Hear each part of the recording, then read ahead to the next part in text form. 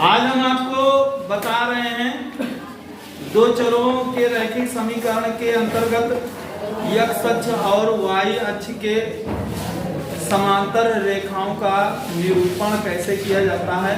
इसके संबंध में हम आपको बता रहे हैं कि किस प्रकार से हम इनका निरूपण करते हैं, और वो चाहे x अक्ष पर निरूपण करना हो, x अक्ष के समांतर रेखा का निरूपण करना हो, चाहे y अक्ष के समांतर करना हो, तो इसके संबंध में हम आपको बताएंगे।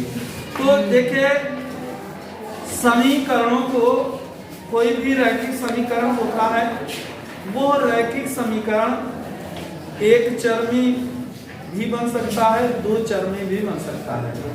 एक चर में बनाते हैं तो उनमें केवल एक चर ही होता है और एक चर में मान होते हैं, उसमें केवल हमको दो मान मिलते हैं, और एक चर का मान अगर निकल आता है तो दूसरे चर का मान क्या होता है? शून्य। तो जब शून्य होगा तो उनके मान को हम कैसे निरूपित करेंगे, या दोनों चरों के मान हमको प्राप्त हो जाएं तो उनके मानों को कैसे हम निरूपित करते हैं, इसी के संबंध में हम आपको बताते हैं। कुछ उदाहरण के माध्यम से हम आपको बताएंगे, जिसके अंतर्गत अगर कोई मान प्राप्त हो तो कैसे हम ज्ञात करेंगे। जैसे एक हम उदाहरण लेते हैं कि 2x प्लस 1 बराबर, इसको हम लिख सकते हैं 4x माइनस 2। ये एक क्या है? रैखिक समीकरण। इस रैखिक समीकरण के द्वारा हम अक्षों पर, यानी x तल हो चाहे वो y तल हो, x अक्ष हो चाहे वो y अक्ष हो, उस अक्ष पर हम एक चर के समीकरण को हम किस रूप में निरूपित करते हैं, ये देखना है। अब ये क्या है? एक समीकरण हमको दिया गया है, यहाँ क्या करेंगे? x के मान को ज्ञात करते हैं। तो -3 है, इसको हम किधर पे लाएंगे? लेफ्ट हैंड साइड की तरफ लाएंगे। लेफ्ट हैंड साइड की ओर लाएंगे, माइनस से +3 + 1 बराबर 4x माइनस 2। 3 1 4 बराबर 2x, x बराबर 4/2, 2 1 2 2 4, x बराबर 2। अब इनका हमको निरूपण करना है कि तल पर, तल मीन्स x अक्ष पर निरूपण करना है। x अक्ष पर कैसे निरूपण करेंगे? आपने पढ़ा है संख्या रेखा, जहां पर संख्या रेखा में हमने ज्ञात किया है कि अगर हम संख्या रेखा पर किसी संख्या को निरूपित करते हैं तो शून्य से, ये शून्य है, शून्य से अगर हम लेफ्ट हैंड साइड की ओर आते हैं तो क्या होता है? मान ऋणात्मक प्राप्त होता है, और राइट हैंड साइड की ओर जाते हैं तो मान क्या प्राप्त होता है? धनात्मक प्राप्त होता है। तो ऐसे ही यहाँ पर हमको करना क्या है? x अक्ष पर हमको ये मान निरूपित करना है। तो x अक्ष पर निरूपित करते हैं तो कैसे निरूपित करेंगे? जैसे मान लो यहाँ पर एक बिंदु का चुनाव करते हैं, यह बिंदु O है, वो बिंदु पर हम एक रेखा खींचेंगे RHS की तरफ। दूसरी रेखा जो खींचते हैं इस तरीके से ऊर्ध्वाधर रेखा खींचते हैं, ये मूल बिंदु है। यहां से इसके विपरीत एक रेखा खींचेंगे और इसके विपरीत एक रेखा खींचेंगे। इस रूप में हम रेखाओं को निरूपित करते हैं। जहां पर दोनों रेखाएं काटती हैं उस बिंदु को मूल बिंदु कहा जाता है। अब यहां से ये इधर इस साइड में चलेंगे तो यहाँ पर 1 2 3 4, इस रूप में निरूपित करेंगे। तो 0 से 2 की ओर चलना है, यानी x अक्ष की ओर चलना है, तो कहां होगा? इस बिंदु पर होता है। तो इनका निरूपण जो हुआ इस रूप में हो गया। तो इसका मतलब क्या है? इसका जो समीकरण है वो समीकरण 2x + 1 बराबर कितना होता है? 4x - 3 होता है। तो ये क्या है? ये एक समीकरण का निरूपण होता है और इनका x अक्ष पर निरूपण करते हैं। तो इस रूप में हम निरूपण इसका करते हैं। एक उदाहरण के माध्यम से हम आप और बताते हैं कि इनका निरूपण किस रूप में किया जाता है और कैसे हम मान को प्राप्त करते हैं, इसको देखा जाए।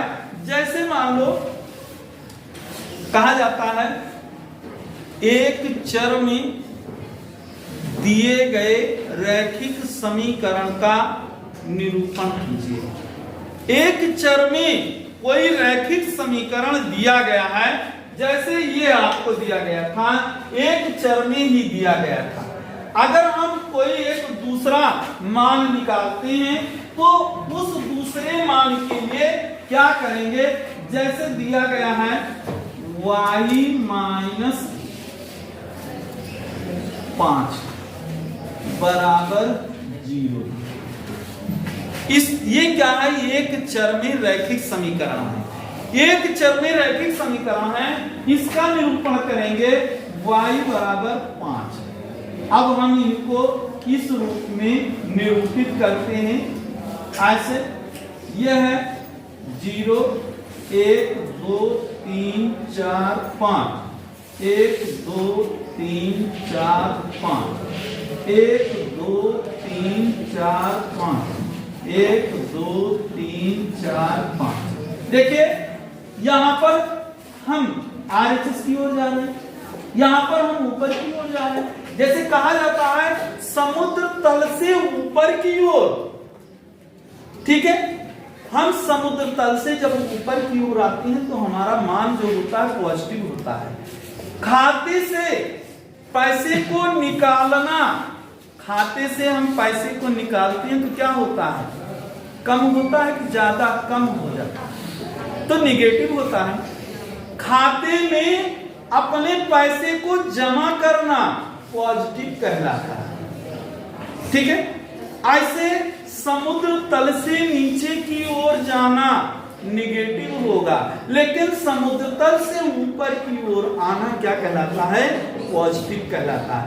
ऐसे ही मूल बिंदु से ऊपर की ओर जाते हैं तो पॉजिटिव होता है, मूल बिंदु से नीचे की ओर आते हैं तो निगेटिव होता है।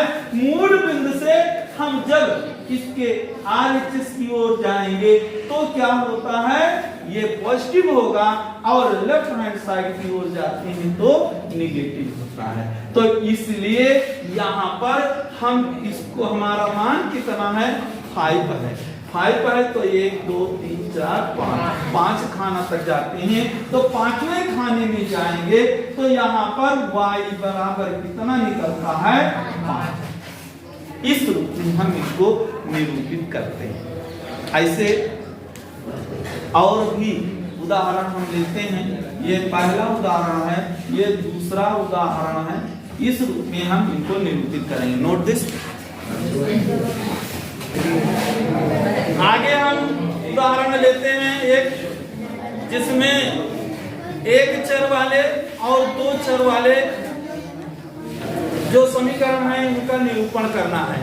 जैसे एक हम उदाहरण लेते हैं y बराबर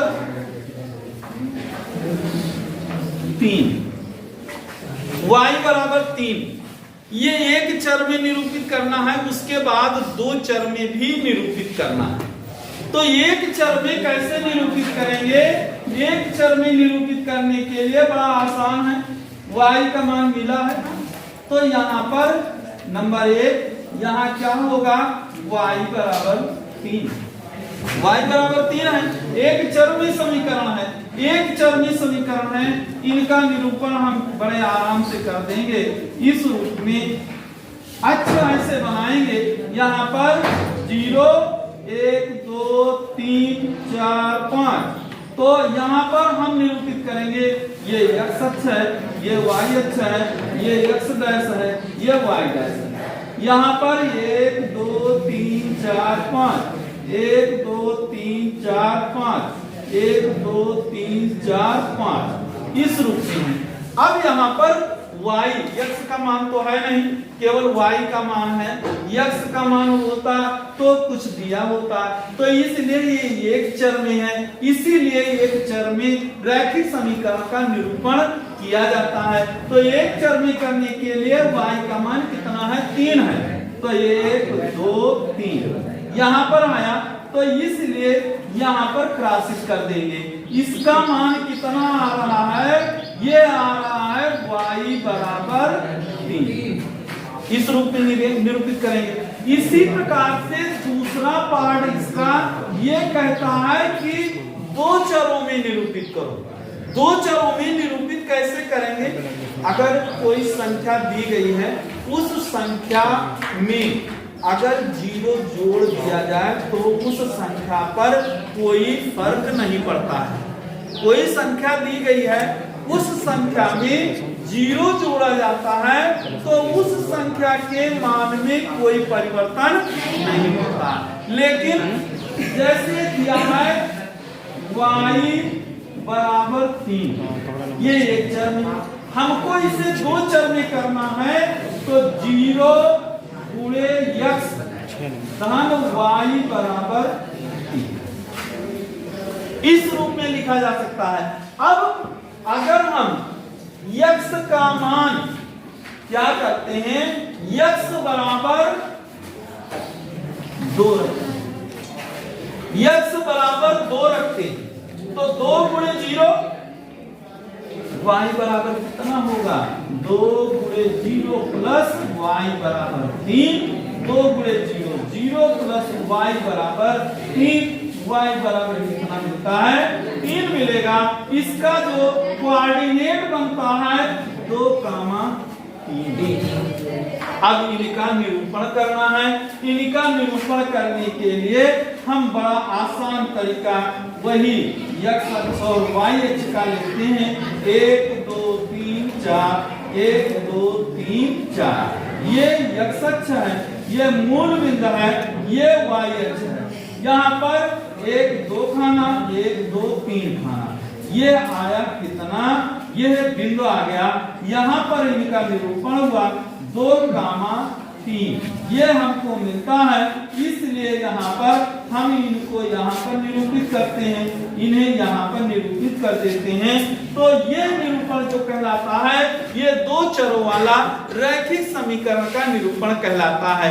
इसी प्रकार से अगर हम इसके एक उदाहरण और लेते हैं, एक उदाहरण इस तरीके से दिया गया है कि जैसे दिया है 2x प्लस 9 बराबर 0, ये दिया गया है।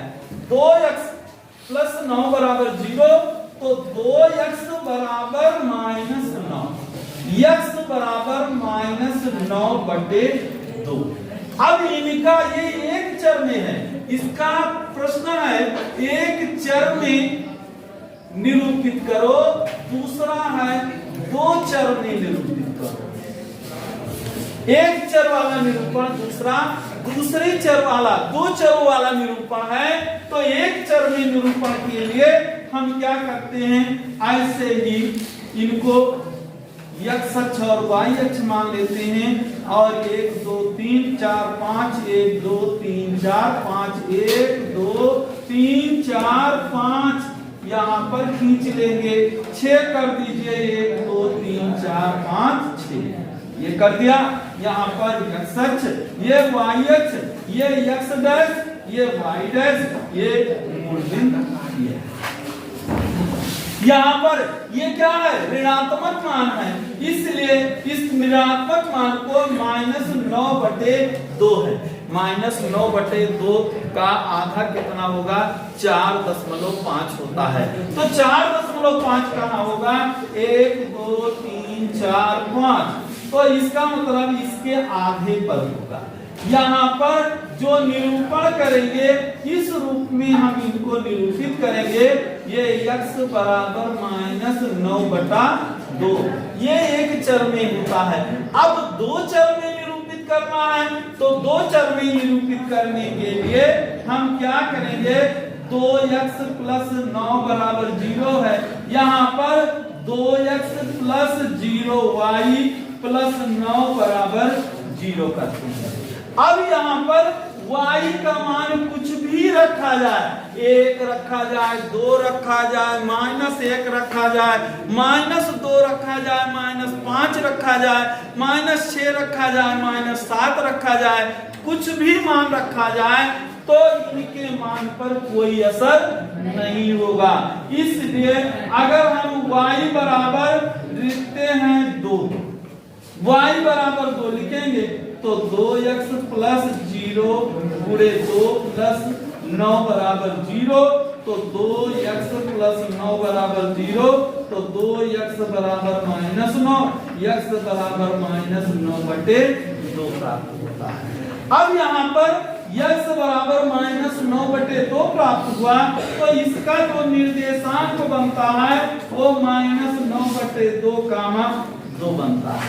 अब यहाँ पर इनका निरूपण करेंगे तो निरूपण इस रूप में करेंगे, ऐसे इस रूप में x y dash x dash, ये हुआ मूल बिंदु 0 1 2 3 4 5 6, 1 2 3 4 5 6, 1 2 3 4 5 6, 1 2 3 4 5 6।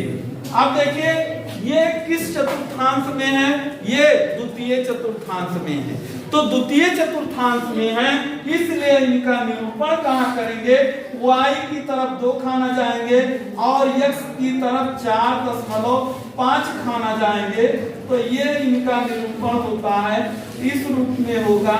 इनको ऐसे व्यक्त करेंगे और यहाँ पर कितना आएगा, -9/2 2 प्राप्त होता है। तो इस रूप में हम इनका निरूपण करते हैं और ऐसे समीकरणों को हम इस रूप में हल कर लेते हैं। अगर हमको ये समीकरण का निरूपण करना होता है तो समीकरण का निरूपण हम इस रूप में करते रहते हैं।